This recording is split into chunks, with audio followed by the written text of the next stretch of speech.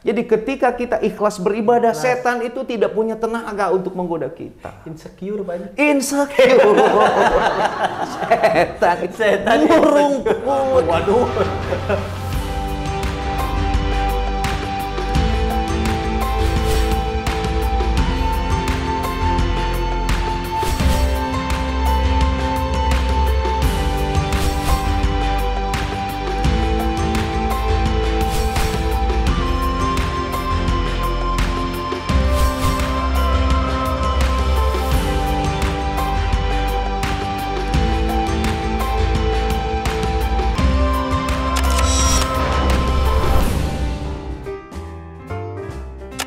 Assalamualaikum warahmatullahi wabarakatuh. Selamat datang dan selamat bergabung bersama saya Bren.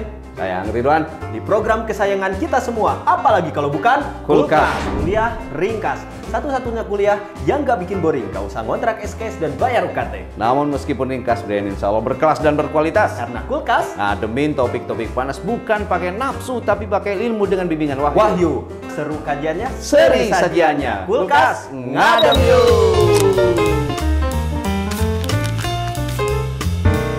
Kita akan membahas tentang preman, Pak Haji. Oke. Predator Ramadan. Ini agak serem nih, Pak Haji. Agak serem. Karena ada lagunya. Pop si pop pops Menko Polhukam.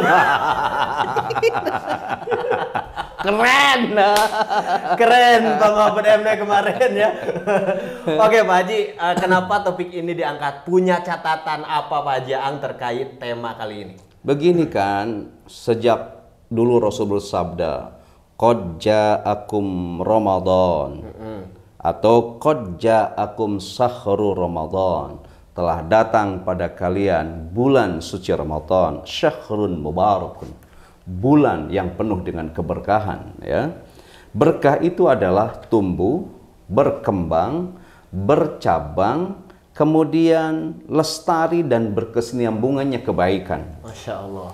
Contoh keberkahan Ramadan itu, Mang, setiap doa kita akan diijabah, permintaan kita akan Allah beri, istighfar kita akan Allah ampuni, setiap kebaikan pahalanya dilipat gandakan. Dilipat gandakan. Bahkan setan-setan dibelenggu. Dibelenggu. Itu keberkahan Ramadan.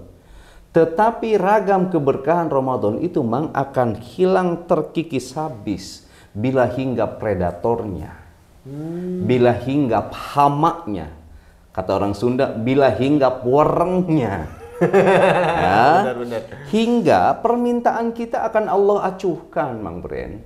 Doa-doa kita tidak akan Allah dengar. Istighfar kita akan ditolak. Kebaikan kita pahalanya tidak dilipat gandakan. Yang paling ngeri, setan-setan tetap bergentayangan. Oke. Ya. Nah, ngomong-ngomong tentang setan, setan itu konon berdoanya itu, aku berlindung kepada Allah dari kejahatan manusia yang selalu menyalahkan setan. Balikin ku setan bajinya. Dibalikin. Tapi setan itu, Mang, swear, setan itu paling cerdas. Ya. Setan itu pinter, setan itu kreatif dalam menggoda kita. Sedangkan kita kadang tidak kreatif. Kita membanyakkan ngopi kalau melakukan apapun, ngopi paste, ya, ujung-ujungnya plagiat, ya. Itu mahasiswa Baji. Dan setan itu keren, Mang. Sejak penciptaannya sampai sekarang dia istiqomah konsisten menggoda kita. Yang lebih keren lagi, dia tidak pernah frustasi menggoda kita. Istiqomah Baji. Istiqomah. Kalau dihitung-hitung. Ini harus kita waspadai. Setan tuh istiqomah, Iya. ya. Bila tidak waspada kembali terhadap predatornya, setan-setan kembali akan berkeliaran. Nanti suster ngesot kembali beroperasi. Jai langkung kembali manggung. Tuyul-tuyul malah muncul gitu. Babi ngepet pesta pora. Kalau predatornya tidak diwaspadai. Tapi ngomong-ngomong, Mang, kita juga harus belajarnya misalnya dari suster ngesot. Dia gimana Pak? Meskipun dia jalan ngesot, tapi dia tidak bawa mangkok untuk minta recehan. Benar. Kita juga harus belajar jadi jelangkung mandiri. Datang nggak dijemput, pulang nggak diantar. Mandiri. Kita harus belajar juga dari tuyul. Masih kecil pinter nyari duit. Walaupun nyolong ya jangan. Kita belajar juga harus dari babi ngepet. Babi ngepet gimana Pak Haji? Hemat energi mah nggak perlu listrik, cukup lilin. Gesek-gesek aja. Oke, gini kembali lah ya.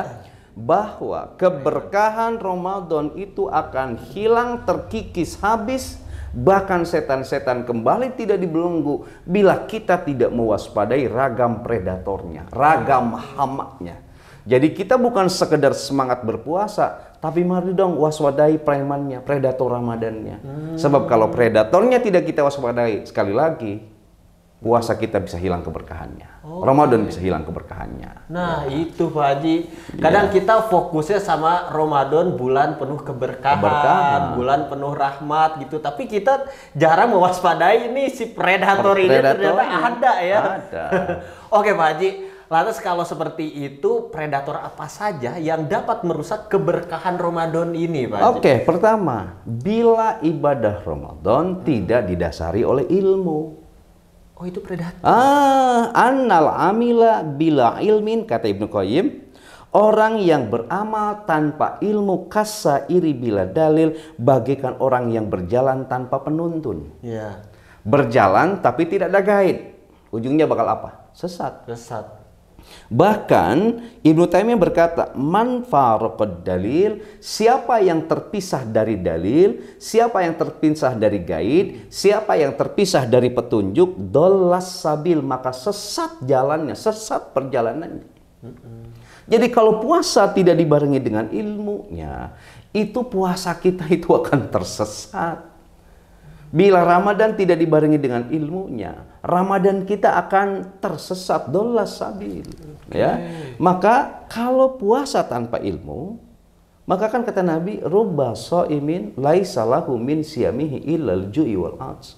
Banyak orang yang puasa, bukan pahala puasa yang didapatkan, kecuali hanya lapar, haus dan dahaga. Itu namanya capek gawe teu kapake. Maka hidup itu memang tidak cukup hanya muka cantik atau muka ganteng. Tapi pikiran kita juga harus cantik dan harus ganteng. Itu yang penting. Harus punya ilmu. Iya benar. Puasa kudu make ilmu. Nah memang perjalanan menuntut ilmu itu kadang melelahkan. Tetapi jauh lebih lelah kalau berjalan dan beribadah tanpa ilmu.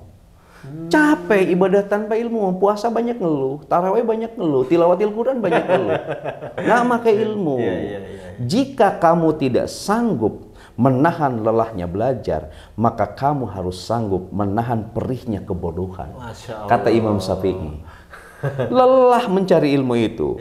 Semua manusia itu pasti capek. Tapi ada capek dalam taat dan ada capek dalam maksiat. Mereka yang capek dalam taat lazimnya orang-orang berilmu. Maka dari lelahnya akan menjadi lillah. Bertabur pahala. Sementara orang yang tidak pakai ilmu, capeknya itu teka pakai sama Allah. Kalau capek kayak sekarang, keinginan saya itu hanya satu, dipeluk. Pertanyaan dipeluk sama siapa? Ya, dipeluk sama kekayaan. Ngopi, uangnya 15 triliun di sini enaknya gitu kan. Tapi lebih baik capek bekerja, Mang, daripada capek mencari pekerjaan. Benar nggak? Lebih baik capek bekerja daripada capek mencari pekerjaan. Nah, jadi gini, mereka yang mudah capek dalam hidup, lazimnya karena dihantam oleh kebodohannya. Dan lazimnya karena dipersulit oleh persepsi dirinya sendiri. Kenapa kita seringkali mempersulit diri kita sendiri? Karena kita bodoh. Kenapa kita bodoh? Karena kita tidak cinta ilmu. Maka hati-hati bila puasa tidak berdasarkan ilmunya, sholat tarawih tidak berdasarkan ilmunya, tilawatil Quran tidak berdasarkan ilmunya, maka itu akan menjadi predator dari keberkahan Ramadan.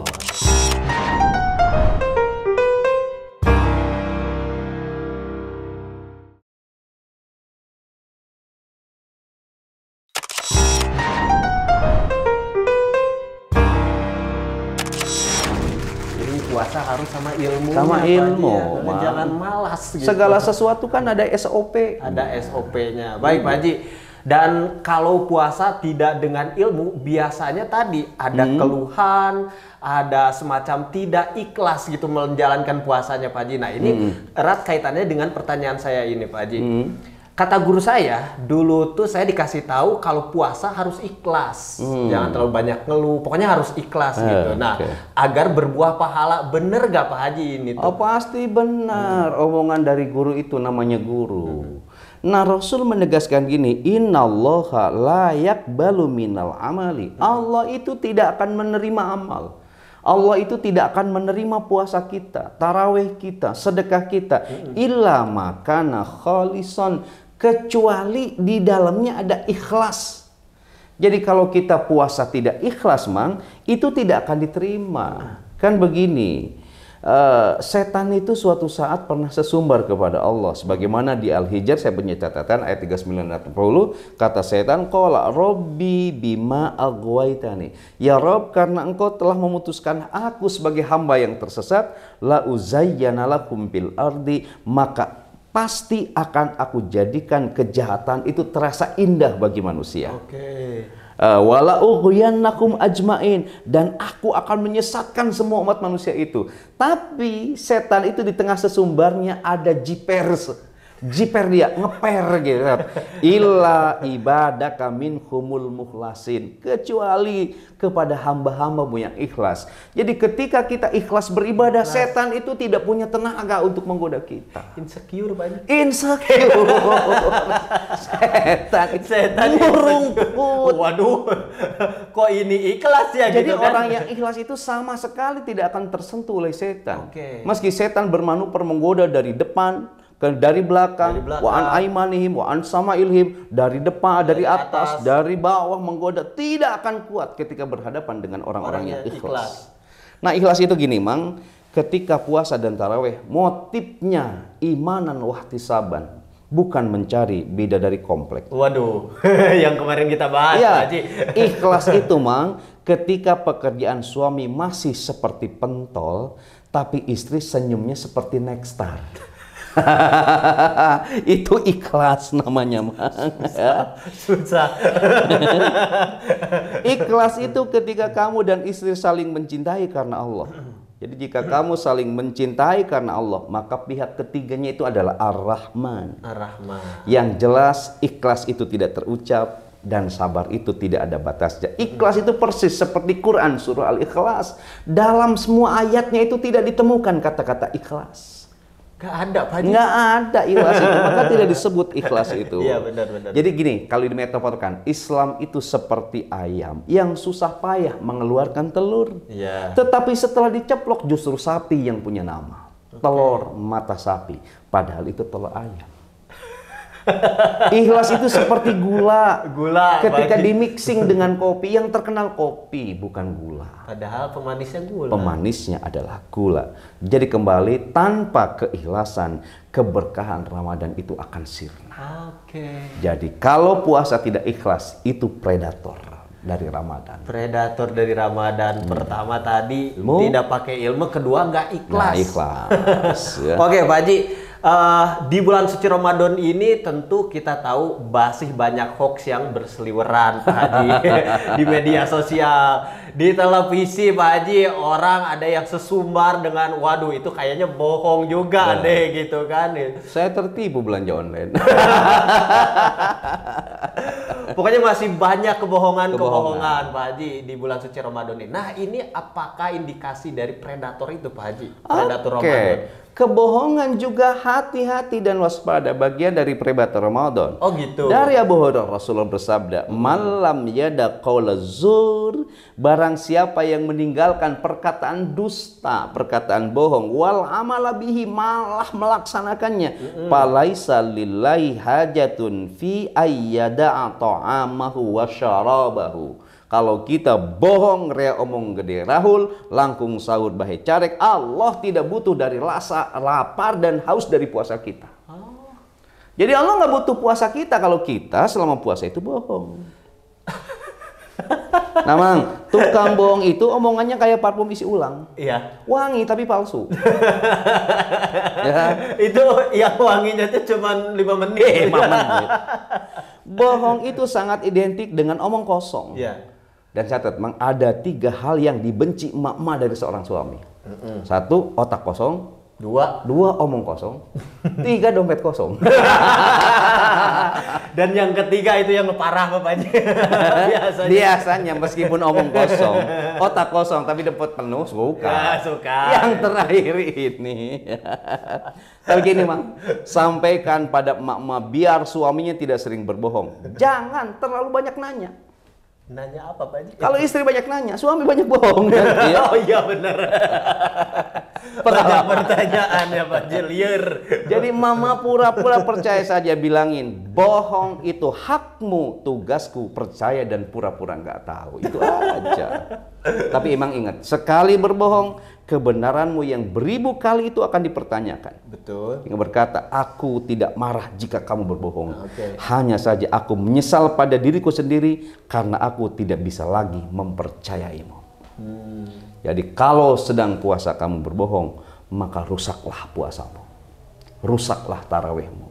Rusaklah sholat tahajudmu. Sayang Pak Haji ya, puasa sekarang tapi berbohong. Allah juga tadi tidak butuh dari puasa, dari puasa kita. Nah berikutnya Pak Haji, ada orang yang berpuasa tapi kerjaannya tuh tidur dari pagi sampai sore. Sekali tidur 2-3 adan terlampaui. Gitu Pak Haji. Eta malain sehari aja. Latihan modar. Khawatir dipanggil Gusti Allah tidak kembali lagi. Nah itu Pak Haji, masalahnya dia puasa tapi dia nggak sholat. Oh, ini predator juga kan Pak Haji, pastinya Pak Haji ya. Sama. Kata Rasulullah gini, bainar rajuli wa bainas syirki wal kufri tarkus shalah. Pembatas antara seorang muslim dengan musyrik, seorang muslim dengan kafir adalah meninggalkan sholat. Jadi kalau kamu meninggalkan sholat, musyrik.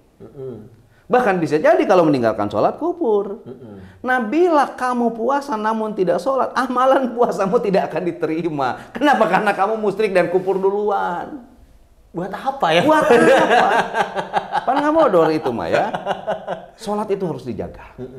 Kenapa? Jangan sampai kita sudah jelek di mata manusia, lalu kita jelek di mata Tuhan. Ya, karena kita tidak sholat. Kemudian bagi kamu yang ganteng, ingat gantengmu itu tidak bisa ngebaperin beda dari surga. Namun sholat yang kamu kerjakan akan membuat kamu justru dikejar-kejar oleh beda dari surga. Walaupun itu membuat cemburu istri. Gini saya punya catatan. Kalau dalam hidupmu kamu tidak menjadikan sholat sebagai penghapus dosamu, maka dosa akan menghapus sholat dalam hidupmu. Berat. Kalau kakimu tidak membawamu ke masjid, bagaimana dia akan membawamu ke surga? Sholatlah kamu di belakang imam sebelum kamu disolatkan di depan imam. Ngeri itu.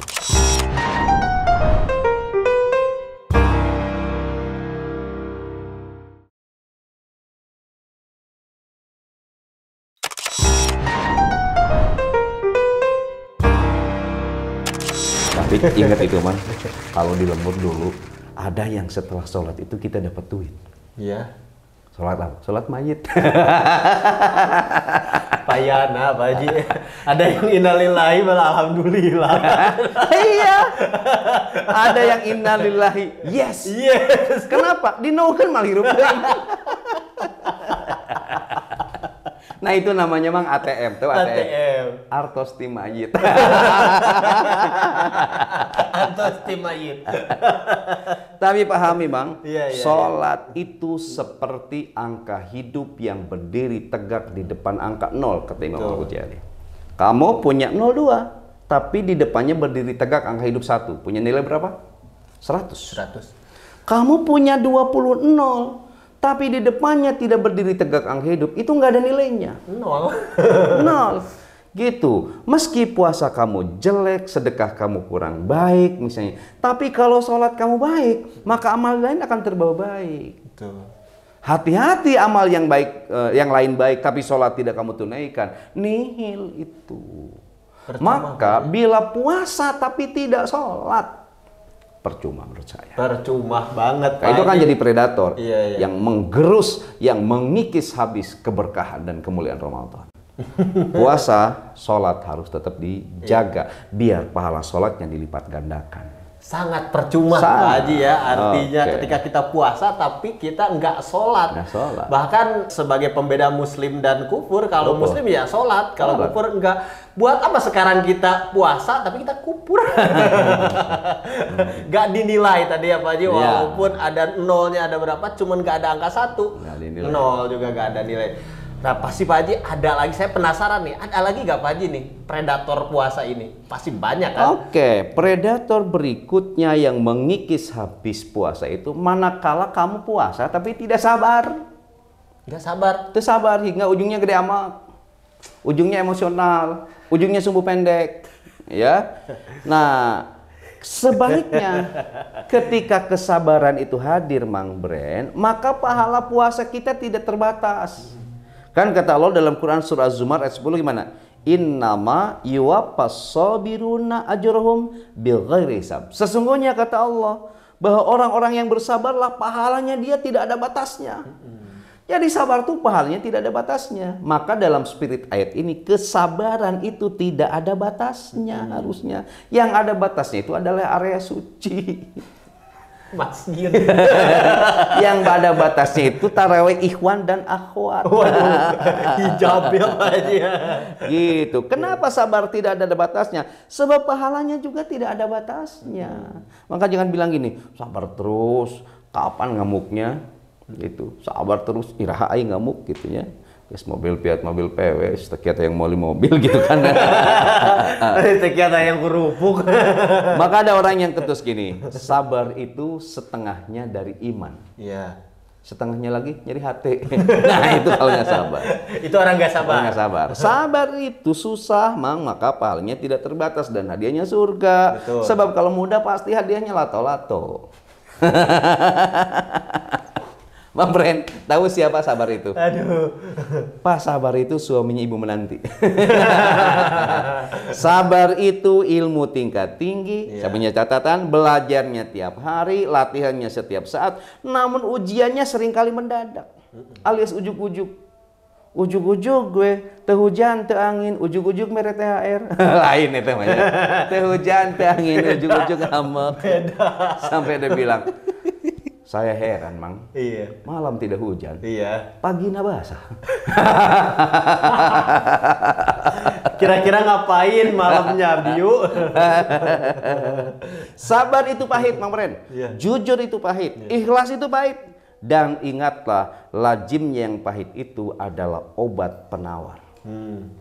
Tapi andai setiap kali sabar dibayar rupiah, maka saya dan kamu pasti sudah jadi miliarder. Karena sabar itu capek, Mang Bren.